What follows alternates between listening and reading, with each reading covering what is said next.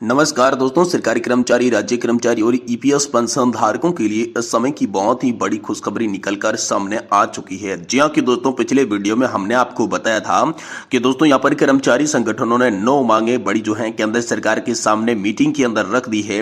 तो उनको लेकर एक बार फिर से बड़ी आप सभी के लिए खबर आ चुकी है। लोकसभा चुनावों का असर, पेंशन भोगी संगठनों की मांगों पर केंद्र सरकार का आ गया जवाब। 9 में से 5 पे हरी झंडी, 4 मुद्दे अभी भी लटके। जी हाँ दोस्तों, आखिरकार 9 जो मांगे रखी गई थी उनमें से 5 मांगों को मंजूरी मिल चुकी है, हरी झंडी मिली है, वहीं 4 मुद्दे अभी भी लटक चुके हैं। तो दोस्तों इसके बारे में आज की इस वीडियो के अंदर विस्तार से बात करेंगे कि आखिरकार दोस्तों आप सभी के लिए कौन कौन से मुद्दों को लेकर मंजूरी मिली है और कौन कौन से मुद्दे अभी भी निलंबित रखे गए हैं। देखिए दोस्तों, लोकसभा चुनाव को देखते हुए पेंशन भोगी संगठन अभी हाल ही में 9 बड़ी मांगे केंद्र सरकार के सामने रखी थी और कहा था कि अगर ये मांगे पूरी नहीं होती है तो लोकसभा चुनाव में केंद्र सरकार के लिए विपरीत स्थिति पैदा हो सकती है। इसके बाद दोस्तों आनन फानन में केंद्र सरकार ने डीओपीपीडब्ल्यू के जॉइंट सेक्रेटरी दोस्तों श्रीनिवास के साथ पेंशन भोगी संगठनों की इन मांगों को लेकर उत्तर विचार करना तथा उत्तर देने के लिए तलब किया गया। तो ये मांगे कौन कौन सी थी और इन मांगों के ऊपर यहाँ पर केंद्र सरकार का क्या जवाब आया है, चलिए आपको विस्तार से बताते हैं। लेकिन इससे पहले आप सभी के लिए निवेदन रहेगा दोस्तों, आप इस वीडियो को पूरा ध्यान से देखेंगे तो ही दोस्तों आपको पता चलेगा कि आखिर कौन कौन सी मांगों को मंजूरी मिली है, 9 में से कितनी मांगे सही मंजूर हो चुकी है और कौन कौन सी मांगे मंजूर नहीं हुई है। पूरी की पूरी जो मांगे हैं दोस्तों, 8वें वेतन आयोग की हो गई, टैक्स फ्री छूट की हो गई, पेंशन धारकों की बोनस की हो गई, किराए में छूट की हो गई, पुरानी पेंशन योजना की बहाली हो गई, कम्यूटेशन बहाली हो गई, उम्र के अनुसार पेंशन की बढ़ोतरी हो गई, 30 और 31 दिसंबर के रिटायर कर्मचारियों को एक्स्ट्रा इंक्रीमेंट हो गया या फिर 18 महीने के बकाया डीए एरियर का भुगतान हो गया। ये जो 9 के 9 टॉपिक थी, 9 के 9 जो मांग थी, इन मांगों को लेकर सरकार का जवाब आ चुका है। विस्तार से इस वीडियो के माध्यम से देने की कोशिश करेंगे, लेकिन आप वीडियो को लास्ट तक जरूर देखिए। तो चलिए शुरुआत करते हैं। देखिए सबसे पहले बात करते हैं 8वें वेतन कमीशन को लेकर कमेटी गठित करने की मांग। पेंशन भोगियों ने यहाँ पर केंद्र सरकार के समक्ष मांग रखी थी कि 8वें वेतन आयोग के लिए यहाँ पर कमेटी का गठित किया जाना चाहिए। अभी तक कमेटी गठित नहीं हुई है, इसलिए कर्मचारियों और पेंशन भोगियों के लिए यहाँ पर जो है क्या पॉलिसी रहेगी, इससे कर्मचारी और पेंशन भोगी अवगत नहीं है। इसलिए यहाँ पर इसको लेकर सरकार ने जवाब दिया कि डीओपीपीडब्ल्यू के जॉइंट सेक्रेटरी श्रीनिवास ने कहा कि 8वें वेतन आयोग की कमेटी को लेकर केंद्र सरकार के पास कर्मचारियों और पेंशन भोगी संगठनों के आवेदन आते रही हैं। अभी स्थिति के अनुसार सरकार इसके ऊपर कोई विचार नहीं किया जा सकता। लोकसभा आचार संहिता लगी हुई है, ऐसे में अगर 8वां वेतन आयोग लागू करना होगा तो चुनाव के बाद ही इसके ऊपर केंद्र सरकार फैसला ले सकती है। पहली मांग पर यह जवाब आ चुका है। दूसरी मांग थी दोस्तों, पेंशन को टैक्स फ्री किया जाना चाहिए, क्योंकि यहां पर जो है दूसरी डिमांड को लेकर केंद्र सरकार के समक्ष रखी गई थी कि दोस्तों पेंशन कम होती है, ऊपर से इनकम टैक्स लगाया जाता है, जिससे नाम मात्र की पेंशन उनको मिलती है। तो इस पेंशन को उनके परिवार का गुजारा नहीं हो पाता है। ऐसे में पेंशन भोगियों को टैक्स फ्री कर दिया जाए। सांसदों और विधायकों की पेंशन जब टैक्स फ्री हो सकती है तो पेंशन भोगियों की क्यों नहीं।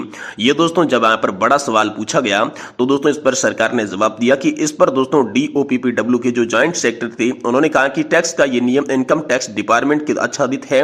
ये आम नागरिकों के साथ सभी कर्मचारियों और पेंशन भोगियों पर लागू होता है। कुछ रूल्स एंड रेगुलर्स ऐसे होते हैं जिनका पालन सभी को करना होता है। हालांकि उन्होंने कहा कि पेंशन भोगी इसमें राहत प्रदान की जाएगी, जैसे कि 60 साल से 80 साल के बीच पेंशन भोगी हैं तो उनको 3 लाख रुपए का सालाना आय पर टैक्स फ्री लगता है। वहीं पर जो सुपर सीनियर सिटीजन यानी कि उनकी 5 लाख रुपए सालाना आय है तो टैक्स नहीं लगता है। ऐसा दोस्तों सरकार का जवाब आया।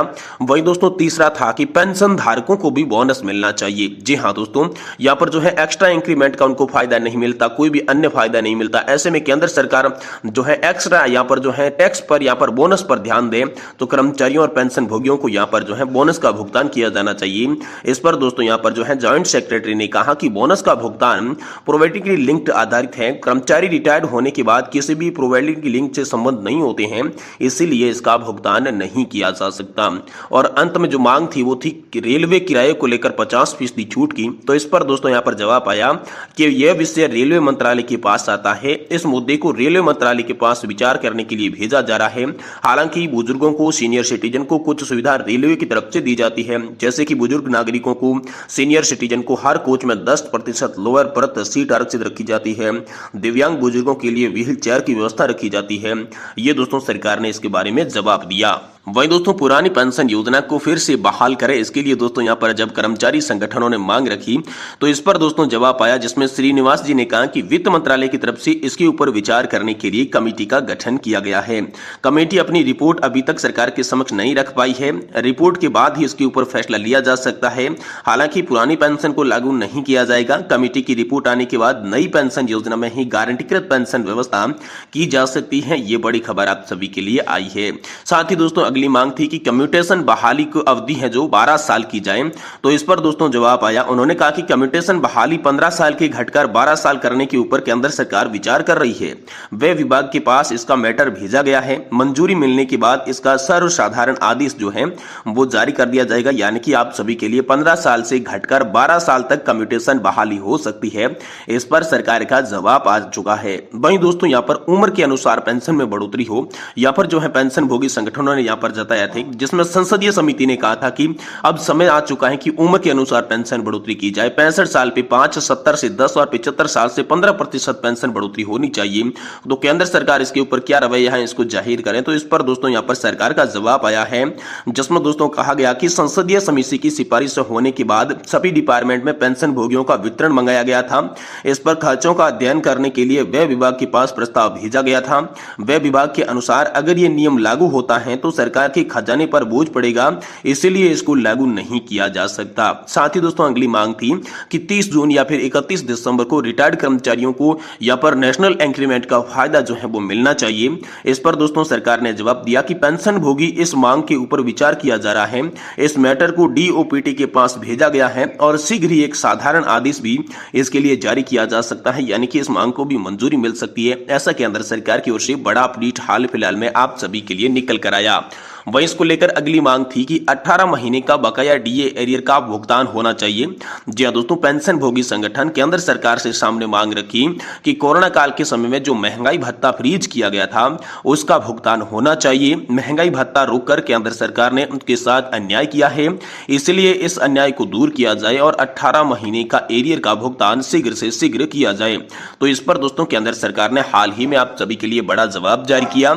इस पर दोस्तों डीओपीपीडब्ल्यू के ज्वाइंट सेक्रेटरी श्रीनिवास ने कहा कि देश की यहाँ पर जो है विकट परिस्थितियों में उसके पास पैसे का उपयोग कोरोना काल में कर लिया गया, अतः आपको देने का सवाल नहीं उठता। इससे यहाँ पर मुद्दे को खारिज किया जाता है, यानी कि दोस्तों यहाँ पर 18 महीने के डीए एरियर के मुद्दे पर भी आप सभी के लिए कोई भी बड़ा अपडेट नहीं आया। लेकिन यहाँ पर जो है केंद्र सरकार ने चुनाव को देखते हुए एक बार फिर से आप सभी पेंशन धारकों के लिए जो 9 मांगे रखी गई थी उन 9 मांगों पर यहाँ पर जो है ध्यान दिया है, क्योंकि लोकसभा चुनाव बहुत ही नजदीक है और लोकसभा चुनाव को देखते हुए केंद्र सरकार जो कर्मचारी संगठन जो मांग रख रहे थे, पेंशन भोगी संगठन जो मांग रख रहे थे, तो उस मुद्दे पर जवाब देती हुई नजर आ रही है। तो कहीं ना कहीं दोस्तों आप सभी के लिए यहाँ पर जो है जल्द इसको लेकर कोई बड़े ऐलान हो सकते हैं कि क्या आप सभी के लिए कोई अन्य खबर भी आ सकती है। लोकसभा चुनाव 2024 से पहले सभी पेंशन भोगी और सरकारी कर्मचारी साथ ही साथ ईपीएस 95 पेंशन धारकों के लिए जैसे कोई बड़ी और इंपोर्टेंट खबर होगी हम आपको इसी चैनल के माध्यम से देने की कोशिश करेंगे। इसलिए आपसे निवेदन करते हैं कि दोस्तों आप चैनल को सब्सक्राइब कर लें, ताकि आने वाले समय में हर बड़ी खबर से आप सही सटीक और तथ्यों पर आधारित वाकिफ रह सके। आज की वीडियो को देखने के लिए आपका बहुत बहुत धन्यवाद।